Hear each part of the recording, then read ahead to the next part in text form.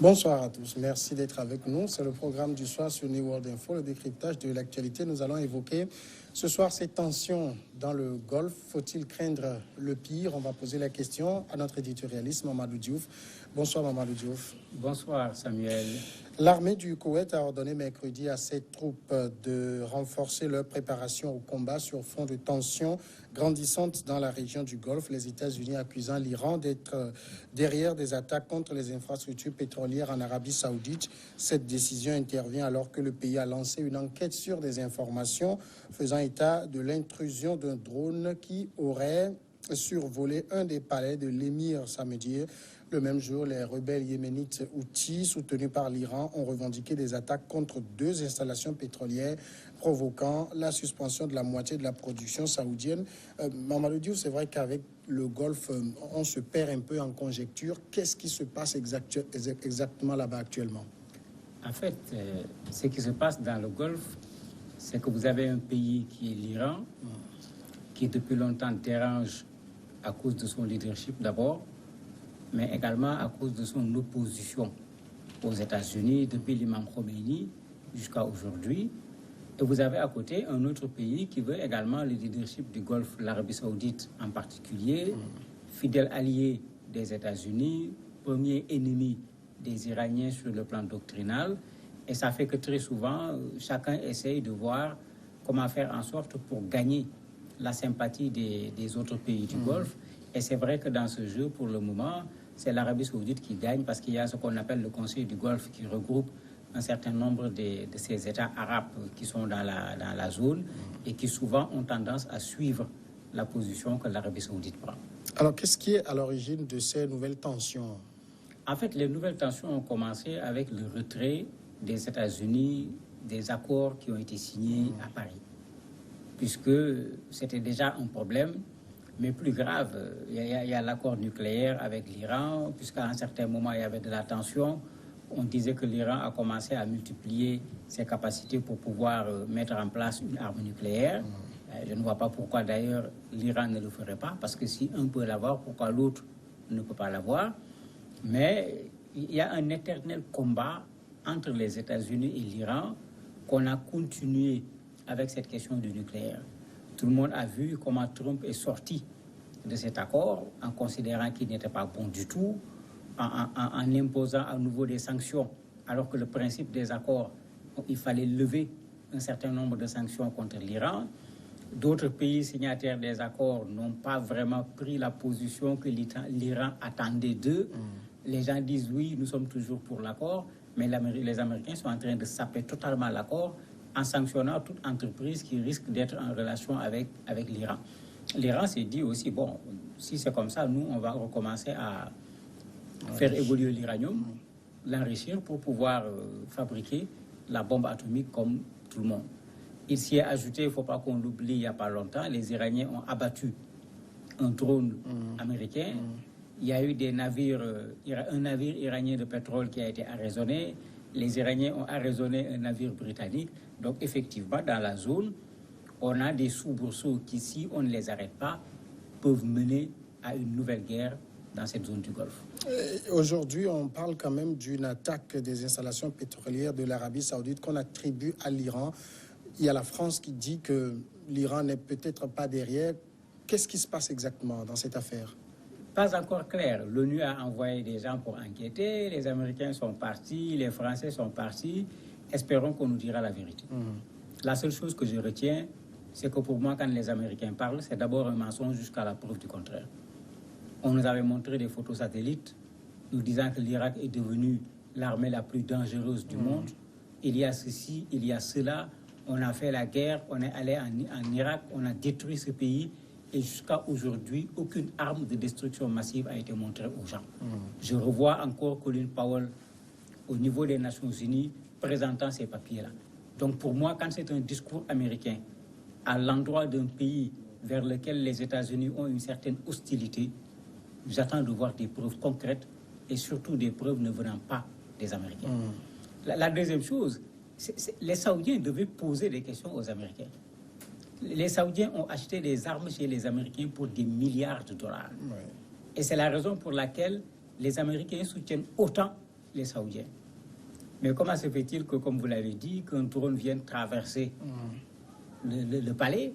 Les gens dans les réseaux sociaux même se moquent en disant que le drone est même allé photographier le missile patriote américain qui est là, qui devait l'abattre, mais il a pris le temps de le photographier et de repartir.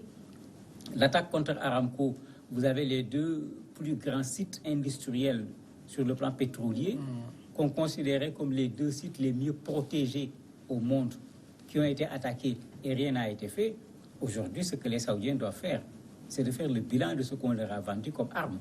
C'est de faire le bilan de la gestion de la sécurité de leur propre pays. Parce que si c'est des outils qui ont été capables, des militaires, j'allais dire, de circonstances, de faire autant de dégâts en Arabie Saoudite, mais ça veut dire qu'avec tout ce qu'on nous dit sur l'Arabie Saoudite, son armement et tout, c'est pratiquement juste de la vapeur d'eau, mais il n'y a absolument rien de consistant dans ce pays en termes de protection des citoyens. Alors, dans cette crise, on voit aujourd'hui le Koweït qui ordonne à son armée de se mettre en ordre de bataille. Est-ce que dans le Golfe, le Koweït est un allié de l'Iran? Pas du tout. Le Koweït est un allié de l'Arabie Saoudite, plutôt. Le Koweït fait partie de ce Conseil du Golfe dont je parlais. Et généralement, le Koweït prend position en suivant la position de l'Arabie Saoudite. L'autre élément, c'est que quand vous regardez la zone du Golfe, il ne faut pas oublier que c'est l'Irak qui avait envahi le Koweït. L'Iran est frontalier avec l'Irak. Donc, de façon générale, s'il y a guerre, le Koweït est dans une situation d'interposition qui fait que le Koweït, même si le Koweït ne se mêlait pas à la guerre, le Koweït a besoin de se protéger parce que si les gens veulent se bombarder, ça risque de passer par le Koweït. Donc, c'est tout à fait logique, si les choses risquent d'aller dans le mauvais sens, que les Koweïtiens s'apprêtent pour pouvoir protéger leur pays. On a l'impression quand même, quand on regarde la situation actuelle dans le Golfe, qu'il y a une sorte de manipulation pour justifier une entrée en guerre des États-Unis contre l'Iran. C'est indiscutable. Il n'y a pas d'impression, c'est très clair. On a vu Mike Pompeo aller en Arabie Saoudite. Eux, ils ont déjà fini avec leurs enquêtes. C'est l'Iran, il n'y a rien à faire. Mais on nous avait fait la même chose en nous disant c'est l'Irak. Ce n'est pas la première fois qu'on nous dit que c'est l'Iran. Pour ceux qui se rappellent, il y a eu un attentat également aux États-Unis, à Oklahoma City en particulier. Immédiatement, on avait dit que c'était l'Iran. On avait même commencé à préparer les militaires pour une frappe contre l'Iran. Et quand l'enquête a abouti, c'était un Américain blanc qui était responsable. Donc, il y a de quoi, quand c'est les Américains, comme je l'ai dit tout à l'heure, qui veulent s'en prendre à un adversaire, d'être prudents, parce que plusieurs fois, ils ont mené les gens en bateau. Et ça se voit aujourd'hui avec la position de l'ONU, qui veut faire sa propre enquête, la position d'un certain nombre de pays occidentaux qui ne veulent pas suivre, encore une fois, les Américains dans une aventure comme celle de l'Irak. C'est vrai, Trump l'a dit, d'autres présidents avant lui l'ont répété, nous sommes l'armée la plus puissante du monde. Mais à l'extérieur, quelle guerre les Américains ont gagné? Ils ont fui la Somalie, parce que les gens l'oublient. Ils y étaient allés du temps de Mohamed Siad Barre avec une opération qui s'appelait Restore Hope. Ils ont fui l'Afghanistan.